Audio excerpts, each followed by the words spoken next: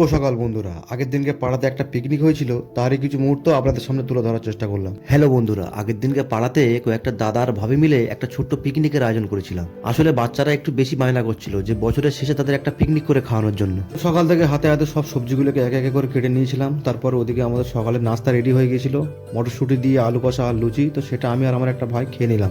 ওদিকে একে একে সমস্ত রান্নাগুলো রেডি হচ্ছিল। প্রথমে মাছের মাথা দিয়ে মুগের ডাল রেডি হয়ে গেল। তারপর তৈরি হবে বাঁধাকপি, মটরশুঁটি, চিংড়ি মাছ, আলু দিয়ে একটা তরকারি। আমাদের যেহেতু ঘরোয়া পিকনিক, তার জন্য বেশি আইটেম নেই এখানে, শুধু বাঁধাকপির তরকারি আছে, মাছের মাথা দিয়ে ডাল আছে আর মাংস আছে। তো বন্ধুরা, এখন বাঁধাকপির তরকারিটা রান্না হচ্ছে, সেই জন্য চিংড়ি মাছটা মশলার মধ্যে দিয়ে ভাবি কষছিল খুব সুন্দর করে। আর আমি ওদিকে একটু ভাবি সাহায্য করে দিচ্ছিলাম, চুলোর মধ্যে কাঠফাট ভালো করে দিয়ে দিয়ে। সত্যি কথা বলতে পিকনিক বা যে কোনো অনুষ্ঠান বাড়িতে এই ধরনের কাজ করতে আমার কোনো অসুবিধা হয় না। আমার সত্যি খুব ভালো লাগে, যেমন বাজার করা, রান্না করা, সবজি কাটা, এগুলো আমি করে থাকি। তো বন্ধুরা, এখন বাঁধাকপির ওপরে মটরশুঁটিটা চলে যাচ্ছে।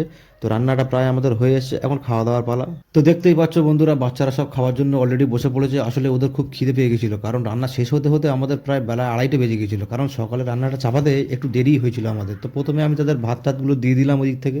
তো আমি একদিক থেকে ভাত দিচ্ছিলাম, আর দাদা আর ভাবিরা উপর দিয়ে সব বাচ্চাদের ডাল আর তরকারি টরকারি যা ছিল ওদেরকে দিচ্ছিল। ওরা বেশ আনন্দ করেই খাচ্ছিল দেখলাম। তো বন্ধুরা, অবশেষে আমরাও খাওয়ার জন্য বসে পড়লাম, কারণ সত্যি আমাদের ভীষণ খিদে পেয়ে গেছিল। সেই